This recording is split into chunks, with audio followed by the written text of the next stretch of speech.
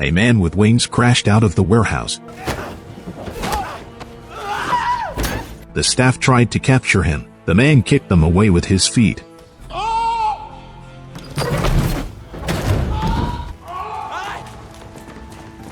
However, the man didn't harm anyone. He quickly fled the scene. He left the staff behind. The reason the man turned into this appearance was because of a mysterious virus spreading on Earth. Infected individuals experience skeletal mutations in the early stages. With their bodies growing fur or scales, their original human traits gradually degrade, turning them into beast-like creatures. The government lacks the ability to solve this issue, so they can only forcibly contain the infected. Some of the beast people refuse to be contained and flee to evade capture. Soa's wife, Lana, unfortunately contracted the virus. Although he didn't want to separate from his wife, Lana gradually developed wolf-like features. She became aggressive, and things turned out this way. Lana must go to a shelter for treatment, otherwise she will lose her human memories. Soa feels helpless, so he brings his son, Mile, to the city where Lana resides. But Mile doesn't understand his father. He can't comprehend how someone turning into a beast can still be his mother. Therefore, when Mile introduces himself at his new school, he tells his classmates that his mother has passed away. Unexpectedly, his casual joke almost came true. The next day, Soa received news that the shelter's specialized vehicle had overturned. One beaver-like beast person died on the spot, and Lana and the other beast people went missing. Soa was extremely worried about his wife, so he entered the forest near that incident site alone, carrying Lana's clothes. He hoped that she could smell the scent and find him, while Mile couldn't understand his father's urgency. The next day, he went to his physical education class and noticed changes in his body. With just a gentle effort, he flipped over his opponents. In the tug-of-war competition, Mile nervously examined his hands and found that animal nails had grown on them. Mile ran back home in great fear and used a nail clipper to remove the nails. Then Mile unbuttoned his shirt and discovered that his spine was protruding. Mile realized that he had been infected with the virus, and he was about to transform into a monster like his mother. At this time, Soa was unaware of his son's infection. He was buying camping gear to help himself find his wife in the forest. Later, Soa encountered police officers Julia. Her shopping cart was filled with raw meat. Soa understood after questioning her that the government wanted the army to be responsible for capturing the beast people, and Julia had to provide their food. Soa was extremely worried because he feared the army would harm his wife. At that moment, there was a cry from the refrigeration area as someone discovered the beast people there. Soa worried that Lana had hidden inside the supermarket, so he rushed in to check. He found a octopus-like boy behind the freezer.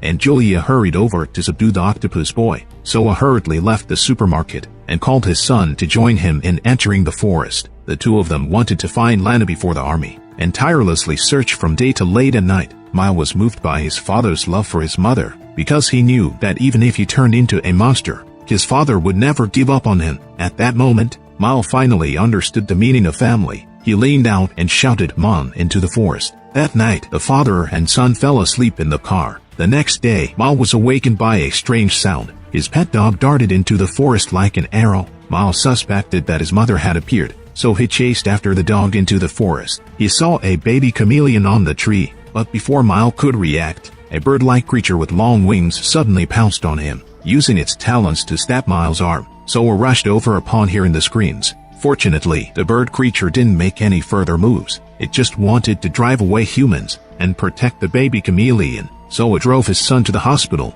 but unexpectedly encountered several horses on the way. Police officers Julia came over to explain that monsters had attacked the equestrian club and had eaten many horses. Therefore, the police were controlling the traffic. Mile took the opportunity to tell his father that he didn't need to go to the hospital and that a simple bandage would suffice for his minor injury. In reality, Mile was afraid of the doctors discovering his transformation, but his body was undergoing rapid changes. Mile couldn't help but lick his wounds. His hearing also became exceptionally acute. But he couldn't ride a bicycle anymore. Luckily, Mile's good friend Jenny didn't find it strange and invited him to her house. Mile opened the refrigerator to get a drink, but found a dead bird inside. Jenny explained that she had found the bird's corpse a few days ago. Jenny couldn't bear to let it rot, so she temporarily placed it in the refrigerator. Mile stared at the bird, and his mouth started watering. His transformation made him crave the taste of raw meat, but Mile didn't dare to show it openly, so he could only secretly jump into the pond to catch fish and eat them. Mile wanted to confide in someone about his situation, so he returned to the forest where he had encountered the bird creature. The bird creature was practicing flight on a slope, but its wings hadn't fully evolved, so it hadn't succeeded even once. Mile took out the fish he had caught and offered it to him. The bird creature quickly became acquainted with Mile, and through their conversation, it was revealed that the bird creature's name was Fix. He had lost most of his human memories, and Fix was determined to become a bird,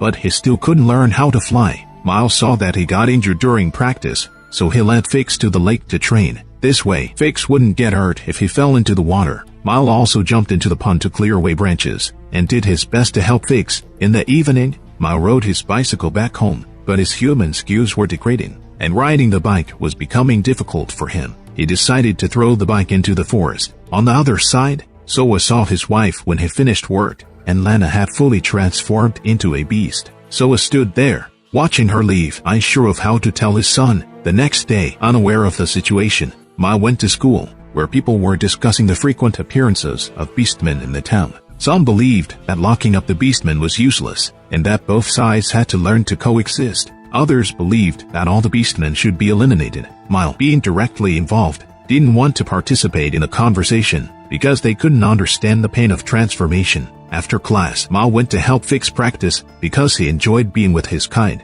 Mile developed feelings for the innocent and adorable Fix, but as time passed, Fix's language abilities gradually declined, and he appeared very saddened. He was afraid that one day he would truly become a beast. Bientôt tu sauras voler. Ah! Ok, on est ensemble, je suis là.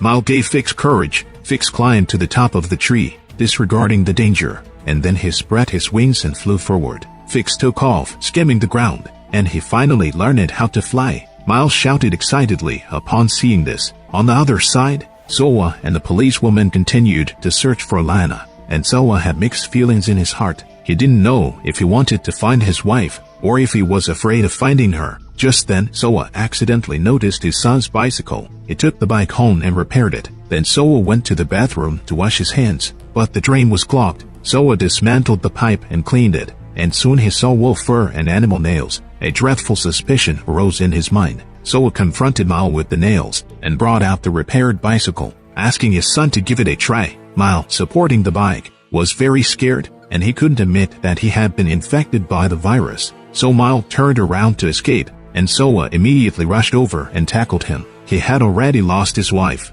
and he couldn't lose his son as well. This time, Soa didn't intend to send Mile to a shelter. He asked his son to disguise himself for 2 weeks, and after that it would be summer vacation, so they could take their time to figure things out. Then Soa examined his son's teeth and nails, and he personally helped Mile remove his fur. He became very nervous, fearing that Mile would be discovered. That night, Soa's excessive protectiveness finally angered Mile. During their argument, Mile bit his father's shoulder. They deeply loved each other but still ended up hurting each other. Finally, with tears in his eyes, the father put down the scissors, and Mile, with red eyes, ran out of the house. Tonight was the annual festival in town, with people everywhere and noise all around. Mile just wanted to leave, so he followed Jenny into the farmland. The two young people engaged in a relationship, and Jenny came to know Mile's secret. However, she didn't mind that he was a beastman. Unaware that this scene was witnessed by their male classmate, Mark, he cornered Mile in the restroom and used a whistle to stimulate the beastman's sensitive hearing.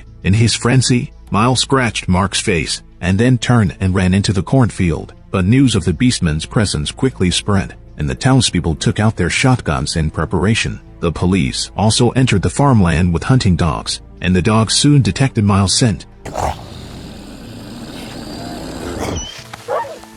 The townspeople also heard the commotion nearby. They fired a shot towards Mile's location, although they didn't hit him successfully. This completely exposed Mile, and more people started chasing after him. Soa rushed into the cornfield to save his son. Just as the hunter was about to shoot Mile, Fix suddenly flew over and grabbed the hunter, throwing him aside. Fix then guided Mile to escape into the forest. Soa also picked up the hunter's gun and hurriedly followed them into the forest. Meanwhile, the hunter was relentlessly chasing them from behind. Mile relied on his evolved physical abilities to flee through the hidden forest, while Fix was exposed in the air and was soon shot down by a hunting rifle. falling to the ground. Mal didn't have the ability to save his friend, so he had to leave Fix behind and continue running. Upon hearing the news, the army mobilized, and numerous armored vehicles headed towards the forest. At this moment, Mal was alone, wandering in the dark night. He discovered the footprints of other werewolves, so Mal followed the trail deeper and deeper. Eventually, on a stormy night,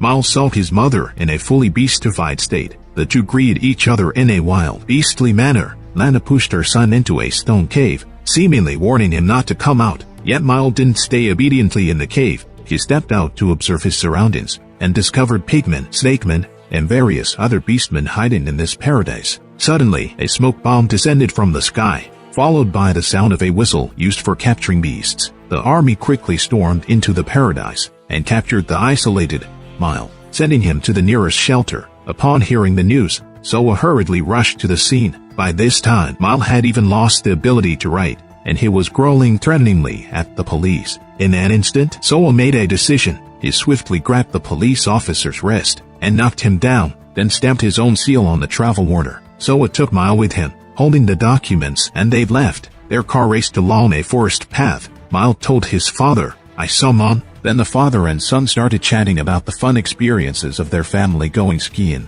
They were very happy, but soon a police car quickly chased over. Mal saw the car behind them and asked his father, "Will you come to the shelter to see me?" Soa replied, "You won't go to the shelter." He asked Mal if he knew the top speed of a wolf, which can reach 50 to 60 kilometers per hour. After saying that, Soa turned onto a small road. He parked the car at the edge of the forest and told his son to run quickly. Mal tightly held his father's wrist and then turned around, running deep into the forest. The film ends here. In European and American films, monster and non-human characters are often used as metaphors for marginalized individuals in mainstream society. Due to certain circumstances, they are not accepted or tolerated by mainstream society. Their emotions are also documented in movies, some of which are normal, and some are not. Nevertheless, they still have their own belonging, family. This is why the film uses the family to shape the characters. Family preserves the primal emotions of humans, such as affection. This emotion is both complex and simple, and through their own exploration, humans will eventually understand their own family and purpose. In the end, each person will embark on their own path. If you like my channel, please subscribe to it.